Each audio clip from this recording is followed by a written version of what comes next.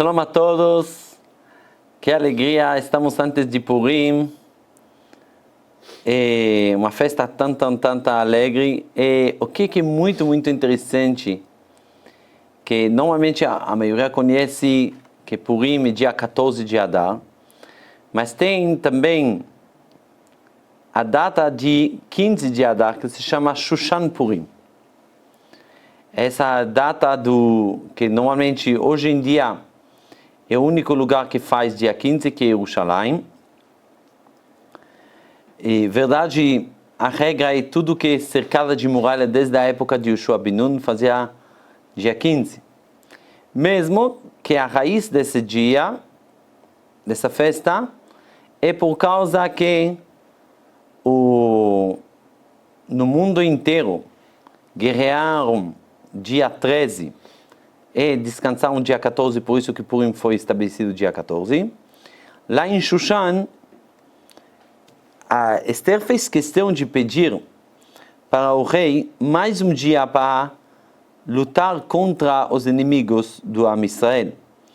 Então, dia 14 lutaram, dia 15 descansaram. Já foi estabelecido como Shushan Purim, de um lado, mas do outro lado, em Shushan mesmo, não sei se faz dia 15, só o dia único que faz dia 15 é Jerusalém. E a gente vai entender qual é esse segredo de ter uma festa com duas datas, de ter, por que Esther pediu, de novo, ter mais um dia, fala que para poder, depois que foram enforcados os 10 filhos de Amã, para poder pendurar frente de todo mundo de novo um dia seguinte. Já foram matados 500 pessoas, porque precisa matar mais gente. Qual é esse segredo de Shushan Purim? Como se fosse na mesma festa com duas datas. Então, para entender tudo isso, a gente precisa ver que a história da Megillah, que é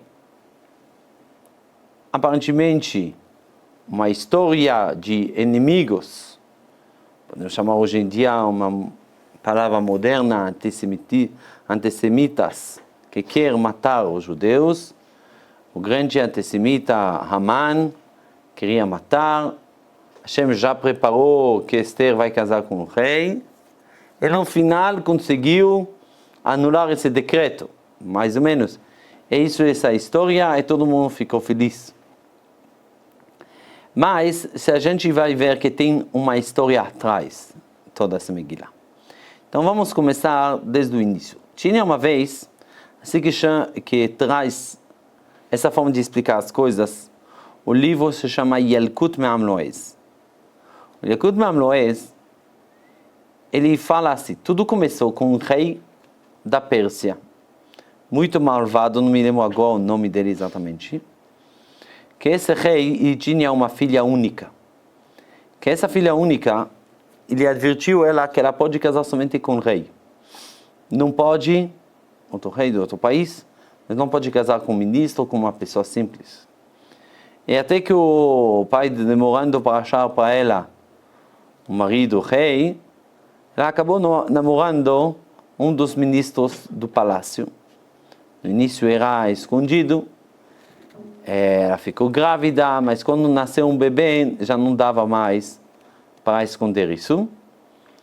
O rei ficou furioso, ele decidiu matar os três, mas não queria matar fisicamente.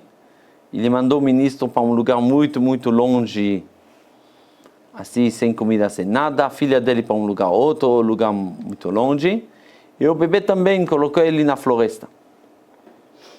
Então, só que a história é que onde que ele colocou na floresta não era tão longe de uma aldeia pequena, que as pessoas perceberam que tinha lá um bebê, queriam pegar ele no início, se assustaram muito, como chegou um bebê nesse lugar. E estavam observando, estavam vendo que milagrosamente tinha uma cadela que dava leite para esse bebê, e assim que o bebê sobreviveu, ele cresceu, ficou uma pessoa muito forte, e no final essa aldeia pegaram ele como líder. E ficou o líder dessa região, quando ele cresceu. O avô chegou até os ouvidos dele que o neto dele, não somente que não morreu, mas ele cresceu, ficou uma pessoa muito forte. O avô mandou o exército para matar o neto, mas o neto era muito forte e conseguiu matar esse exército. E decidiu, com um grupo, de subir e de conquistar o capital onde que o avô dele dominava. Na verdade, conseguiu conquistar. Ele ficou rei desse lugar. E como chamava esse nenê? Então essa aldeia deu para ele um nome de uma cadela. E cadela, naquela língua persa antiga, falava Koresh. Daqui chegou a palavra Koresh, com uma cadela que deu leite para ele. Então assim que subiu o primeiro Koresh. O primeiro Koresh era o rei da Pérsia. Não muito longe da Pérsia tinha outra cidade chamada Madai, que lá, na cidade, um país chamava Madai, que lá tinha um rei que chamava Dariavesh, a gente ia falar Darius, que esses dois reis fizeram um pacto entre eles. Por isso que na Megillah mesmo até aparece muitas vezes Le Malche Parasu Madai. Está aparecendo esses dois países juntos, porque, na verdade, fizeram como se fosse um acordo. Esse Koresh de Dariavesh tinha uma grande vontade, não somente de dominar os próprios países, mas de dominar o mundo inteiro. Como agora vão fazer guerra e vão conquistar o mundo inteiro, falaram que a coisa mais fácil é dominar o país que domina o mundo inteiro. Naquela época era Bavel. Bavel dominava o mundo inteiro, então era para conquistar a Babilônia. Como poderia conquistar a Babilônia? Então eles se fantasiaram, eles foram andando, entraram dentro da Babilônia, fantasiados, e aí exatamente eles estão chegando, eles estão vendo que toda a cidade está decorada, todo mundo está feliz, todo mundo está bem vestido. Então eles perguntaram o que está acontecendo. Hoje aqui, falaram para eles, hoje é a festa do rei, todo mundo está convidado. Estamos tão felizes. Depois de um caminho tão longo, era exatamente o que eles queriam, uma festa, comer bem e tudo. Chegaram para a festa. É verdade, viram o que aconteceu na festa, que tinha comida, tinha bebida, tinha tudo. E no meio da festa, o rei da Babilônia, naquela época, era o neto de Nebuchadnezzar, Nabucodonosor. Chamava Belshazzar. Esse rei, ele decidiu, só para entender que os inimigos do Am Israel sempre estão tentando achar uma fraqueza com o Am Israel, achar que o Am Israel pecou, que Hashem abandonou o Am Israel. Durante anos e anos era assim. E todos os inimigos do Am Israel, eles ouviram que tem uma profeta que falou que Am Israel vão voltar, vão ser redimidos, vão voltar de volta para Israel para construir o Bet HaMikdash depois de 70 anos. A gente sabe que o exílio, o primeiro exílio, depois da destruição, tipo, na época da destruição do Bet HaMikdash, era como se fosse 3 etapas de exílios. Então tinha a primeira, a segunda etapa, a última etapa aí quando foi destruído o Bet HaMikdash. Belshazzar, ele contou esses 70 anos desde a primeira etapa. Ele achou que já passou os 70 anos. Já que passou 70 anos, então já não tem como, Hashem não vai salvar o povo de Israel. Já que não vai salvar o povo de Israel, ele fez uma grande festa. Ele usou desprezar o Bet HaMikdash, desprezar os utensílios do Bet HaMikdash. E assim que mostrou para todo mundo na festa os utensílios do Bet HaMikdash, para falar, a gente ganhou, Hashem não vai mais salvar o povo de Israel. E aí estão observando esses dois. E essa parte agora a gente está entrando, que está escrito claramente dentro do livro de Daniel. Daniel escreve no livro dele essa parte. O que aconteceu no meio da festa? Sai uma mão do parede. Aconteceu um barulho enorme. Sai uma mão do parede e escreve 4 palavras. Quais são as palavras que escreve? São assim: maná, maná, takalu parsim. Essas 4 palavras, ninguém entendeu o que quer dizer. E, verdade, perguntaram a Daniel. Daniel falou assim, que hoje à noite, já que o rei desprezou os utensílios do Bet HaMikdash, hoje à noite o rei vai perder o reinado, vai morrer. Maná, maná, takalu parsim quer dizer que seu reinado vai ser cortado. Esse é o ponto. Verdade, fecha todos os portões do palácio.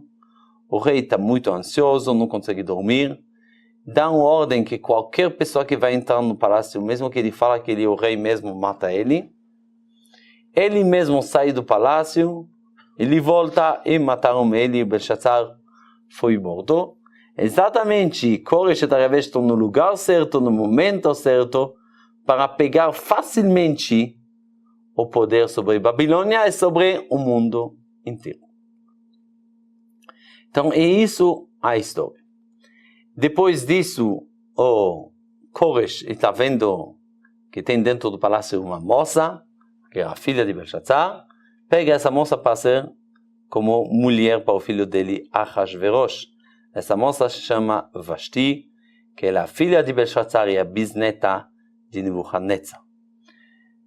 E aí que está acontecendo, o Koresh e Dariavesh entende que acontece para alguém despreza o Bet HaMikdash. Então o que eles decidem?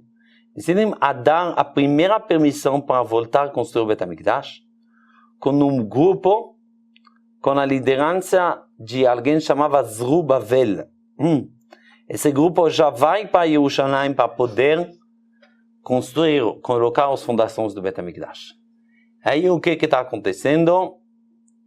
Pouco a pouco acontece que o Ahasverosh no final, depois que Koresh falece, Ahasverosh pega o poder. Tem 2 forças que fazem tudo para poder parar essa construção. São os filhos de Aman que estão em Jerusalém. E dentro do palácio tem alguém que faz de tudo para parar a construção, que é Vashti, que é a rainha, a esposa de Ahasverosh. Vashti fala: como pode ser no meu reinado vou deixar uma permissão de construir o Bet HaMikdash? Então ela faz de tudo. No final ela convence o marido dela para parar a construção e simplesmente fazer mais uma festa, que essa festa representa que mais outro cálculo de 70 anos de acordo da segunda etapa do exílio. E já Hashem, que é Hashem, como se fosse que esqueceu do povo de Israel. E de novo a mesma história acontece. Ahasverosh mostra os utensílios do Bet HaMikdash. E nesta festa, como a gente falou, que tudo foi organizado pelo Vashti, o último dia de todos os dias de festa, que era o dia mais importante, Vashti já é morta. Certo? Então a gente está vendo uma coisa muito importante, que o fato que tudo acontece em Megilat Esther, tudo o que aconteceu, os sábios falam que o povo de Israel, se estavam subindo junto com Zerubbabel, com muita gente, ia conseguir já construir o Bet HaMikdash. Mas já que não subiram, eles sentiram a vontade lá na Pérsia. Então, esse fato que eles participaram dessa festa, sentiram muito, muito à vontade. Então, verdade, quando tem essa situação que Aman vai lá decretar matar o povo judeu, tem não é somente essa preocupação. A outra preocupação é sobre o Bet HaMikdash. E por isso, se a gente está vendo quando Esther ela está pedindo de Ahasverosh, Ahasverosh faz questão de falar Atchatzi Amalchut Vinaten Lach, até a metade do reinado. O que diz a metade do reinado? Rashi fala Zé Hatzi vem na palavra Chotzetz. O que atrapalha meu reinado, não vou te dar, que isso é o Bet HaMikdash. Hashverosh entende que ele vai perder o reinado se o povo de Israel vai ir construir o Bet HaMikdash, então faz questão para falar isso para Esther. Mesmo que naquela época não sabia que Esther ela era judia, ela fazia parte do Am Israel, mas de novo, essa parte ela é muito, muito presente dentro da Megilat Esther. E aí, quando finalmente Esther fala para Hashverosh, ela fala assim, ela fala que Aman quer matar todo o povo dela, fala assim, que como vou conseguir ver na desgraça que vai acontecer para o meu povo, quando foi decretado que todo mundo vai ser morto. E faz questão de falar, como vou poder ver a perder minha moledet, meu país. Em outras palavras, ela está preocupada sobre o Bet HaMikdash. Então, se a gente está vendo aqui que o segundo dia, que isso, além do primeiro dia que foi sobre a salvação, do decreto que aconteceu, o segundo dia fala mais sobre que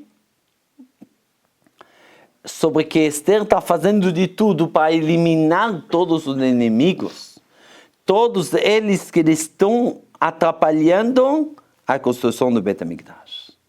Então temos essa parte dentro da Megillah, essas duas coisas. De um lado, o decreto, a salvação, do outro lado, essa coisa de ser preocupado com o que está acontecendo com a construção do Bet HaMikdash. Por isso que foi lá, esse segundo dia, quando faz questão de pendurar esses 10 filhos de Aman, que eles são os pioneiros, que eles fizeram tudo para atrapalhar a construção do Bet HaMikdash, para mostrar para todo mundo, quem vai atrapalhar a construção do Bet HaMikdash vai ser castigado. Isso que abriu os portões para poder construir o Bet HaMikdash. É isso, os sábios falam, fez questão, que as cidades que faz dia 15 são cidades cercadas desde Yehoshua, desde que foi conquistado Yehoshua. É praticamente que tem a ver Yehoshua com essa história da Megillah. E a resposta sim, tem tudo a ver, porque toda a história da Megillah e o fato que poderia ser construído o Bet HaMikdash, e o Am Israel todos num fórum para construir o Bet HaMikdash, e está tudo essa preocupação quando já vai ser construído o Bet HaMikdash. Eu quero só terminar, que de acordo disso a gente pode entender uma coisa que eu acho que muita gente tem essa pergunta. Quando a gente está lendo, na maioria dos lugares, que não é Jerusalém, lendo a Megillah, a gente ainda está de jejum. Ainda está de jejum, se chama Ta'anit Esther. Esse jejum é muito estranho. Por que temos esse jejum? Então, aparentemente, a explicação que nesse dia era a guerra. Já que tinha esse dia guerra, normalmente quando tinha guerra, tinha jejum. E muitos perguntam, como pode ser que tem a ver agora, cada vez que tem guerra, ficou para sempre o jejum da guerra? Só aqui ficou para sempre.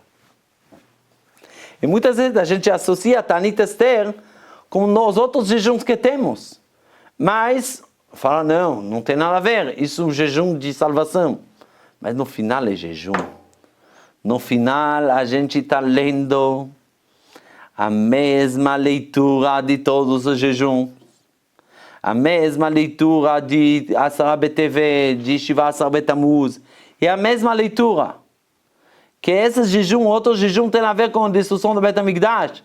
E aparentemente não tem nada a ver com a gente que a gente fala agora. A resposta, Bezrat Hashem, é que também a história da Megillah tem a ver com a destruição do Bet HaMikdash. Tem a ver com nesse momento que aconteceu tudo quando não tinha Bet HaMikdash. A gente um pouco se lembra um pouco também hoje que não temos Bet HaMikdash. A leitura da Megillat Esther, a gente fala de salvação, mas a gente também se lembra da destruição do Bet HaMikdash. É muito interessante, na Gemara Megillah, quando está escrito que precisa ler a Megillah, 2 vezes, à noite e de manhã, está escrito 2 psukim. Um pasuk, que aparentemente é uma coisa triste quando Esther estava lá, indo na frente do rei, estava preocupada. O passuco fala, Elohai ekra yomam velo ta'ane, velaila velo dumi ali. Eu vou chamar e você não atende.